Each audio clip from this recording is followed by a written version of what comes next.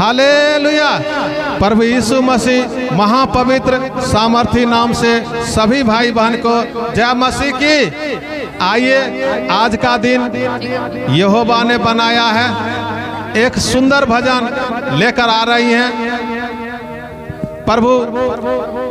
प्रभु के बेटी क्रांति और इनके साथ में ये दोनों दीदी के लिए एक जोरदार ताली बजाइए।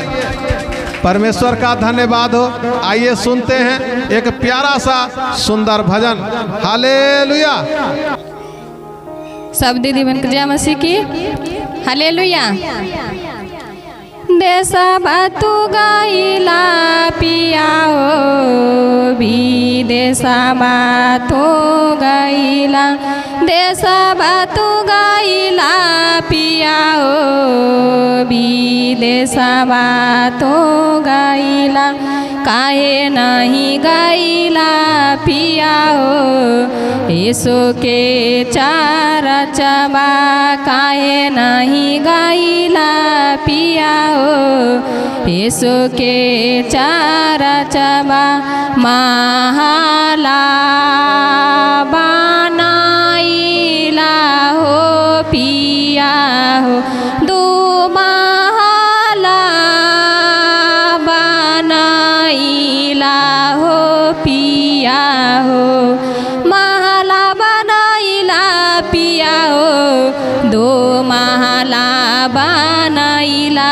माला बनाइला पिया हो, दो महला बनाइला, काहे ना बनाइला पिया हो यीशु के चार चबा, काहे ना बनाइला पिया हो यीशु के चार चबा, देशबा तू गाइला पिया हो विदेशबा तू गाइला, देशबा तू गाइला पिया हो विदेशबा तो गाइला, काहे नहीं गाइला पिया हो यीशु के चार चबा, काहे नहीं गाइला पिया हो यीशु के चार चबा, रुपया कमाइला हो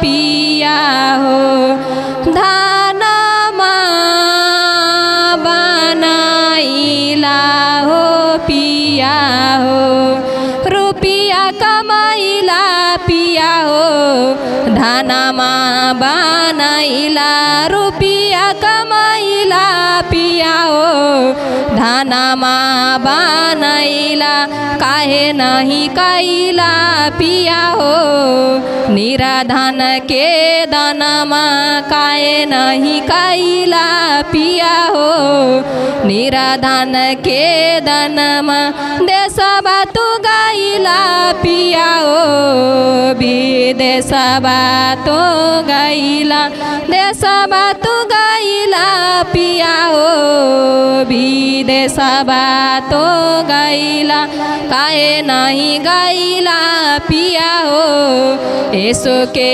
चार चबा, काहे नहीं गाइला पिया हो यीशु के चार चबा, गामे गामे गोमाला हो पिया हो, गोमाला साराबा हो पिया हो, गामे गामे गोमाला पिया हो, घोमाला सहाराबा, गामे गामे घोमाला पिया हो घोमाला सहाराबा, काहे नहीं कैला पिया हो ऐसो पारा चरबा, काहे नहीं कैला पिया हो ऐसो पारा चरबा।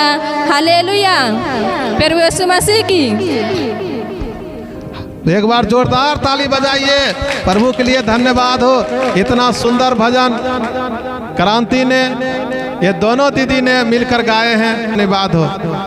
पिता पुत्र पवित्र आत्मा प्रभु यीशु मसीह सामर्थी नाम से सभी भाई बहन को जय मसीह की।